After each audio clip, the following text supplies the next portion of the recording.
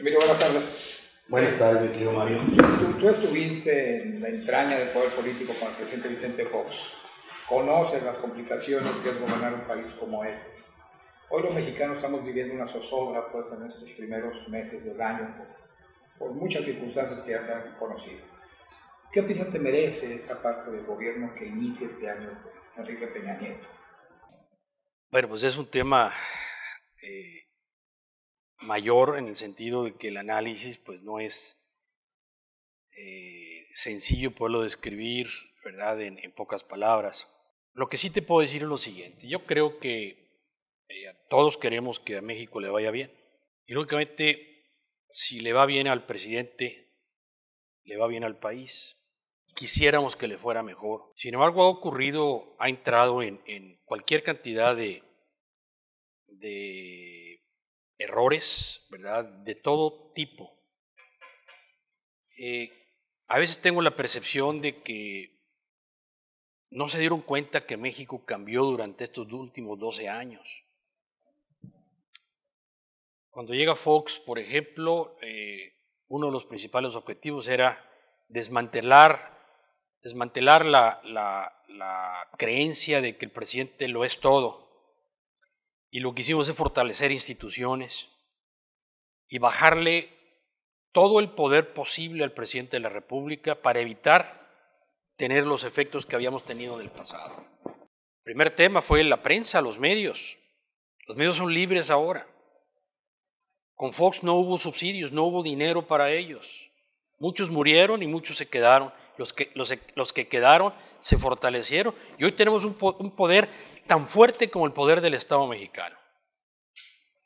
Eso no existía en la época priista, antes del 2000. Y muchas instituciones que creamos, como la de transparencia, por ejemplo, y la rendición de cuentas, que son nuevas para ellos. Hoy todo se sabe.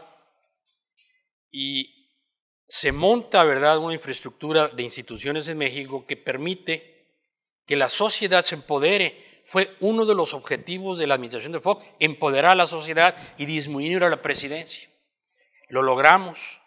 Hay gente que nos criticó, querían un presidente muy fuerte. Y vimos un presidente que es un ser humano común y corriente, liderando el país.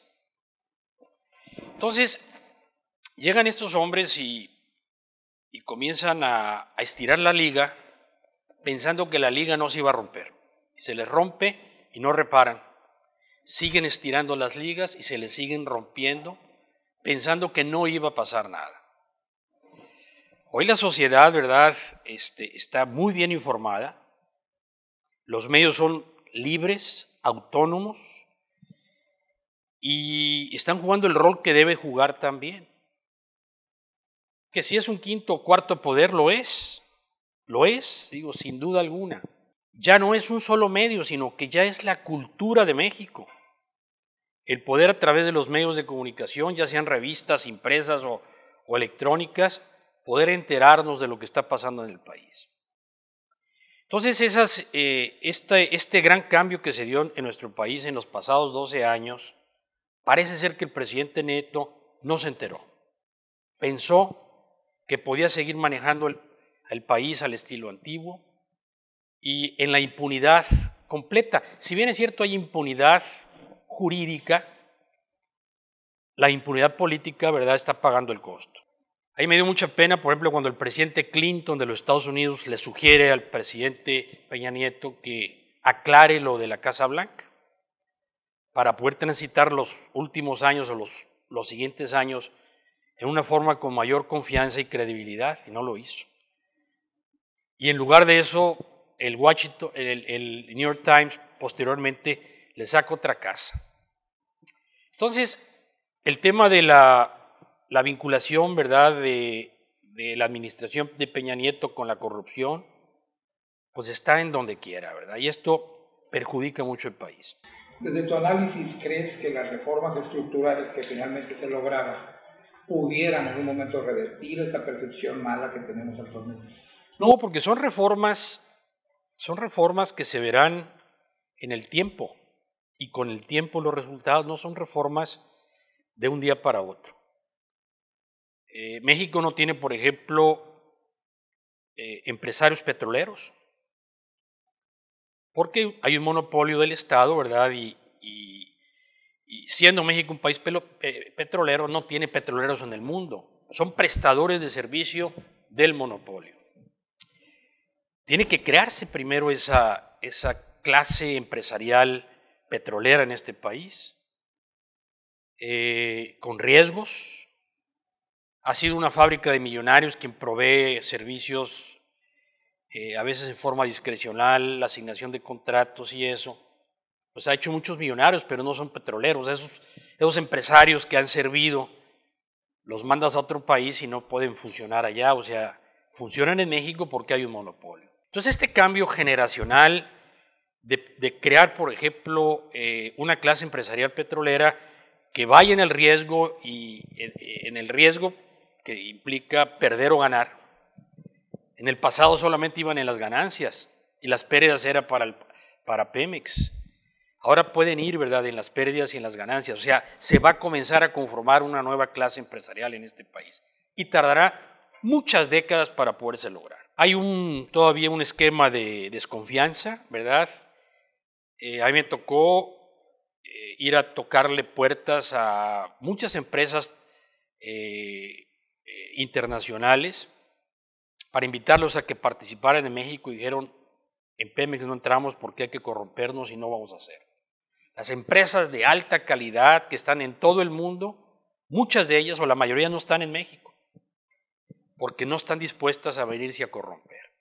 Entonces, este trabajo, ¿verdad?, de saneamiento y transparencia y la generación de la nueva clase empresarial petrolera de México, pues no se hace de la noche a la mañana.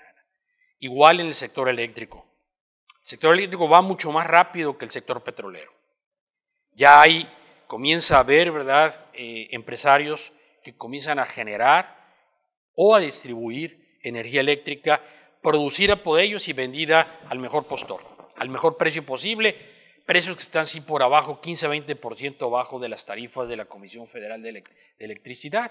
Entonces ahí ese sector, el eléctrico, va un poco más a prisa, el de gasolina, el petróleo, vamos mucho más rezagado porque el tamaño es mayor y porque los vicios son mayores también ahí, ¿no? ¿Estarás de acuerdo que la impunidad es uno de los grandes temas que no hemos resuelto en este país, que tampoco lo resolvieron los gobiernos panistas y que esto es un caldo de cultivo para que exista todo este tipo de corrupción y de que el país siga en la pobreza extrema? Yo creo que la gran asignatura pendiente de México está precisamente en la aplicación del derecho, el respeto al derecho y hacerle justicia al pueblo de México. O sea, si justicia se entiende por darle a cada quien lo que le corresponde, a los pillos les corresponde cárcel y tienen que ir a la cárcel. Eso en México no existe. Entonces, México no podrá jugar en las grandes ligas nunca si no tiene un código de moralidad y de respeto al derecho que como parte de la cultura de la propia sociedad. En los últimos años se ha degradado mucho más, ¿verdad?, la aplicación del derecho. Hay más impunidad, hay más delincuentes. O sea, el crecimiento de la delincuencia está vinculada, relacionada en forma directa, ¿verdad?, a la impunidad. Impunidad significa que el que la hace no la paga. Simplemente el que la hace repite y repite porque no le pasa nada, ¿no? Y son muy pocos los que caen y son muchos más los que se quedan sin castigo. Eso no solamente en la parte delincuencial o la parte penal, en la parte mercantil, la parte civil. Si se trata de una señora que tiene pensión alimentaria, es el mismo problema, o si se trata de cualquier tipo de defensa o contradefensa, ¿verdad? Ahí la corrupción a veces opera que el que tiene más dinero es el que gana los juicios y no quien tenga la razón. La agenda está muy clara y la conocen todos los partidos, y la conoció Fox en su momento y Calderón, la conoce Peña Nieto y la conoció Zedillo y los presidentes del pasado. Uno de los temas que hay que entrarle es a poner orden en los que estudiaron derecho y se dedican a defender a la gente.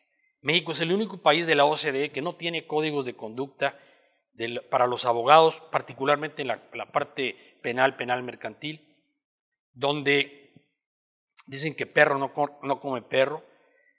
A veces los abogados son los mismos que corrompen desde las cárceles, los juzgados y los secretarios y los que tú quieras y mandes, pero no hay un abogado en el bote, ¿verdad?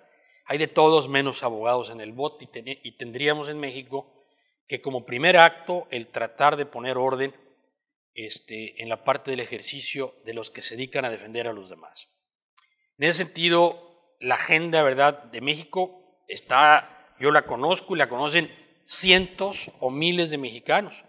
Aquí lo que se trata es quién va a tener el poder político para echarse encima a lo mejor a los abogados o tener la fuerza suficiente en el Congreso para poder sacar las leyes que requiere este país para poner a la gente en su lugar.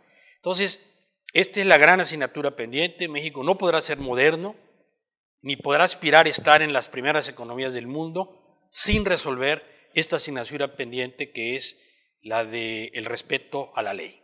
El PAN tampoco ha sido ajeno a las malas prácticas del PRI, a la corrupción, a la impunidad, a una serie de cuestiones, vicios que criticó en su pasado. ¿Cuál es desde tu perspectiva lo que le espera al PAN en esta próxima contienda electoral? Mira, tú lo acabas de decir, la impunidad, el que roba y no le pasa nada y vuelve a robar, no le pasa nada, y los demás lo ven, pues lo quieren imitar. Entonces, esta es parte del problema que tenemos. La bola era pequeña y se hace más grande en la medida de que no hay castigo para los infractores.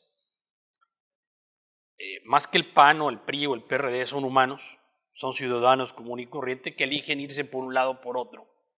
A veces por rechazo de un partido se van al otro o porque tienen más acceso en uno, pero no porque tengan una filosofía partidista realmente o de vocación que quisieran hacer la gran transformación del país. Quieren llegar al poder y digo, no se puede hablar de la mayoría, pero sí de una gran parte ya, ¿verdad? Y aprovechar los esquemas que se han dado para poder llegar a la riqueza, no por la vía del trabajo, sino de la oportunidad.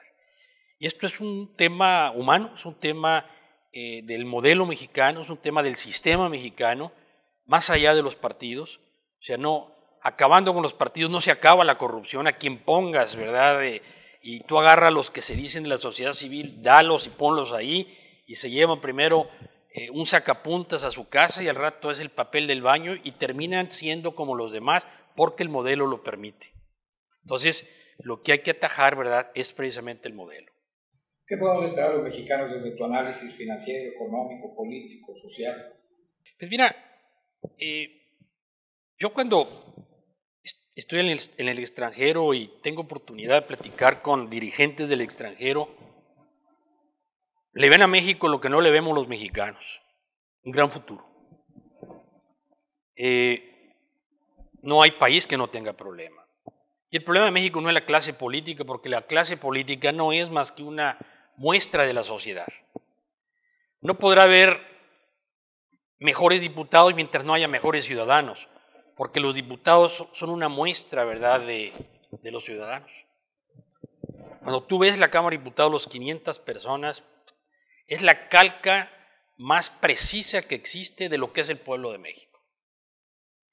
Entonces, cuando tú ves mexicanos que están cortando cabezas y matando a sangre fría, ese es el pueblo de México también. Un segmento no tiene valores y están a veces representados también en la Cámara de Diputados. Yo he establecido que no se puede tener mejores instituciones políticas mientras no tengamos mejores ciudadanos, porque de ahí de los ciudadanos se nutren los partidos políticos, y mientras la sociedad sea como es, tendremos como resultado una clase política de acuerdo con la sociedad mexicana. No quisiéramos tener tampoco, particularmente si leemos la historia, pues escoger dirigentes políticos, ¿verdad?, que tengan todos PhD o doctorados o que sean moralmente puros, porque no existen. O sea, al final del día la democracia es esa, poder tener un muestrario, ¿verdad?, 500 gentes que representan a los ciento y tantos millones de gentes y son muy parecidos, ¿verdad? La muestra al total. Entonces, hay un gran trabajo que hacer. Yo no creo que el problema sea solamente porque todo el mundo le echa la culpa a la educación. La educación ayuda, pero no es una mejor calidad de educación la que le va a dar valores a la sociedad, la que le va a decir no voy a robar, no voy a asesinar, no voy a hacer esto, no voy a hacer el otro. Es precisamente cuando un país aplica la justicia y le da a cada quien lo que le corresponde y al pillo lo pone en su lugar, que es en la cárcel, es cuando la sociedad se comienza a contener. Y no hemos sido capaces de llegar ahí todavía. Esa es la gran asignatura pendiente, ¿no?, que tenemos. Materia económica puede ser mejor, por supuesto, con los altibajos que tienen todas las economías. No es el problema de México un problema, vamos a decir, un problema ni económico ni de mala educación. Es un problema, ¿verdad?, de que los valores que debe tener cualquier sociedad están completamente desquebrajados y las entidades que hemos creado para poder resolver esos temas y generar justicia no han funcionado. Los actores no han funcionado, por el contrario, hoy se convierten en parte del problema y los abogados son los principales.